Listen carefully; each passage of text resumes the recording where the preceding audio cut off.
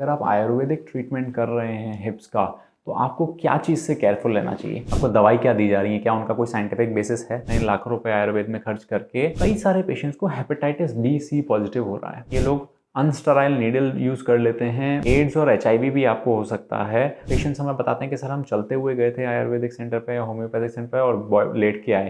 Patients के तो osteophytes जो होते हैं वो टूट जाते हैं, कुछ को ब्लीडिंग हो जाती है जॉइंट्स में। इस वजह से वो पेशेंट्स बेड पे आ जाते हैं और उनकी लाइफ और ख़राब हो जाती है जितनी वो जाते हैं।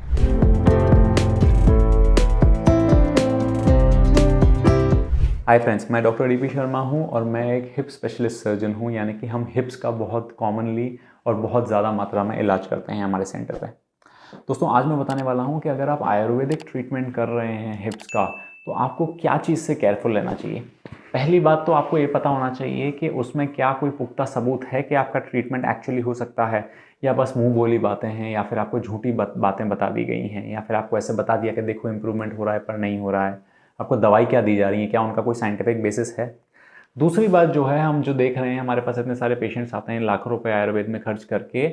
कई सारे पेशेंट्स को हेपेटाइटिस बी सी पॉजिटिव हो रहा है। पेशेंट्स हमें बता रहे हैं कि सर हमें नीडल चुबा देते थे, कोई चीज़ पंचर कर देते थे और ऐसा बोलते थे कि उससे हमारे ब्लड सर्कुलेशन चालू हो जाएगा। देखिए, इस तरीके की कोई भी अनसाइंटिफिक चीज़ आप ना कराएं। ये लोग अनस्टराइल नीडल यूज़ कर लेते हैं, मतलब दूसरे पेशेंट्स की यूज़ करी हुई, जिससे बहुत ख़राब वायरस, इवन कि एड्स और HIV भी आपको हो सकता है और हेपेटाइटिस भी हो सकता है, जो कि आपको बहुत तकलीफ दे सकता है लिवर से रिलेटेड बाद में। और भी कई सारी बीमारियां आपको संक्रमित हो सकती हैं दूसरे पेशेंट्स से।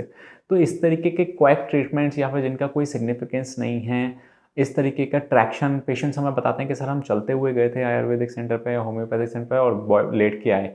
बहुत ज़ोर से वो खींच देते हैं, ट्रैक्शन दे देते हैं, तो कुछ पेशेंट्स के तो ऑस्टियोफाइट्स जो होते हैं वो टूट जाते हैं, कुछ को ब्लीडिंग हो जाती है जॉइंट्स में। इस वजह से वो पेशेंट्स बेड पे आ जाते हैं और उनकी लाइफ और ख़राब हो जाती है जितनी वो जाते हैं।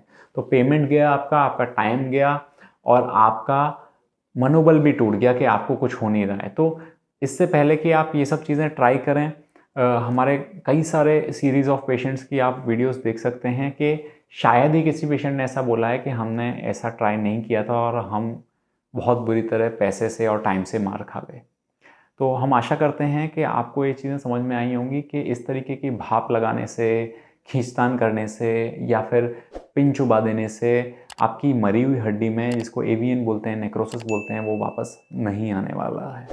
सो we hope you got this video right. And अगर आपको कुछ मदद चाहिए तो हमसे ऑनलाइन कंसल्ट कर सकते हैं। We will be very happy to help you. Thank you so much.